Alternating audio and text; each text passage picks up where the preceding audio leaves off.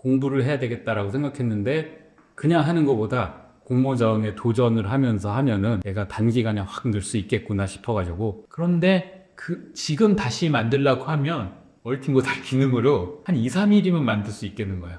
그렇기 때문에 앞으로의 시장은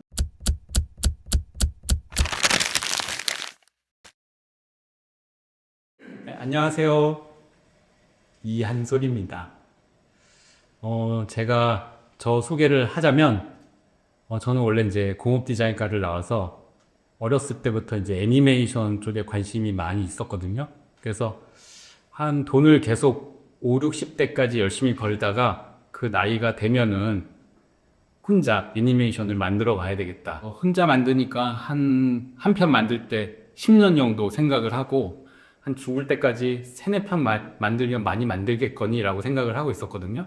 근데 이제 최근에 AI가 너무 잘 나와서 공부를 해야 되겠다라고 생각했는데 그냥 하는 것보다 공모전에 도전을 하면서 하면은 내가 단기간에 확 늘 수 있겠구나 싶어가지고 영상에 관심을 갖고 도전하게 됐습니다.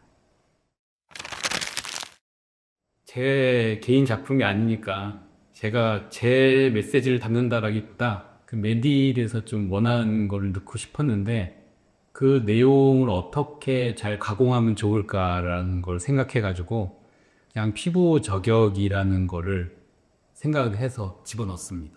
대부분의 많은 분들이 기획서부터 AI를 활용을 하시더라고요. 근데 저는 그런 너무 평이한 기획들이 많이 이렇게 나오는 걸 봐가지고 그냥 평범한 걸 만들고 싶지 않아서 이 기획은 AI의 도움을 안 받고요. 그렇게 해서 한 일주일 정도 생각을 하다가 이렇게 해야 되겠다라고 컨셉이 잡힌 다음부터는 분위기를 딱 낼 수 있는 첫 이미지를 이제 나노바나나 프로에서 만들었고요. 이 이미지 한 장이 어떻게 흘러가면 좋겠다라는 음악을 나는 수노에서 만들었어요. 그리고 그 음악에 맞춰가지고 리듬이랑 분위기에 맞춰서 다음 장면들을 처음 기획했던 아이디어를 쭉 펼쳐서 나갔고요. 그 다음에 그렇게 이미지들이 만들어진 거를 시드스 2.0에서 영상화 작업을 했고, 그거를 이제 편집을 사람들은 잘 안 쓰는 소니 베가스로 편집을 했습니다.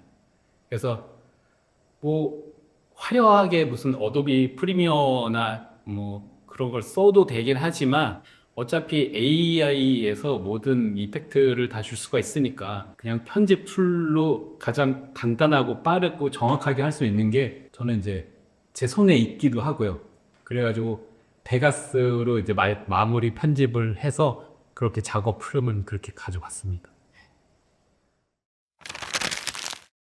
네, 저는 이제 좀 이렇게 뭘 할 때 재미라는 요소가 되게 중요하다라고 생각하거든요. 일단 내가 재밌어야 보는 사람도 재밌고, 그리고 또 보는 사람들이 재밌어야지 그게 기억에 남고, 그걸 또 보게 된다라고 생각을 해서 되게 짧은 30초지만 어떤 재미를 주려면 그냥 단순히 뭐 현란하거나 뭐 화려하고 뭐 절에 못 보던 그런 장면들만 막 우겨넣는 그런 게 아니라 저는 공감이 곧 재미적인 요소라고 생각을 하거든요. 그래서 사람들이 공감할 수 있을 만한, 또 거기다가 공감을 했는데 아니 내가 생각했던 그 공감이 아니야 라는 반전을 어떻게 30초 안에 넣을 수 있을까라고 해서, 이게 광고가 30초짜리면 이게 이제 소설이라고 친다면 저는 광고는 시라고 생각을 하거든요. 그래서 어떻게 하면 함축적으로 집어넣으면서 사람들이 오해를 하지 않고 이 내용을 오롯이 그 30초 안에 즐길 수 있을까, 이런 생각을 해서 저는 좀 중의적인 표현을 집어넣어서 사람들이 한쪽으로 생각하게끔 한 거를 나중에 이제 틀어주는 쪽으로 해서 기획을 했습니다. 이번에 힘들었던 거는요, 그 이제 제품을 그냥 내 마음대로 만드는 게 아니라 미션 중에서 선택을 해야 되는데, 이제 리필 쪽으로 리필 가능한 제품이다라는 거에 초점을 맞춰서 그 탄창 교환하는 식으로 표현을 한 거였거든요. 근데 그러면 리필이기 때문에 새로 다 쓰면 새로운 제품을 여기다 이제 집어넣어야 되는데 그게 물리적 표현으로 잘 안 되더라고요.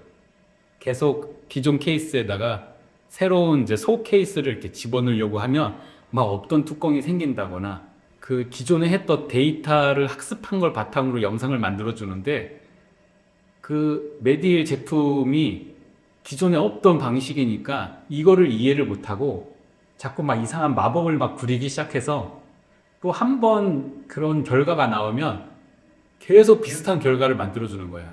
그래서 그거를 계속 여러 번 하다가 이제 마감도 되게 가깝고 계속 여기에만 매달릴 수 없을 것 같아서 그걸 어떻게 해결했냐면 갑자기 뚜껑이 생기기 전에 이제 잘라버리고 그러면 음성도 대사도 이제 잘리거든요.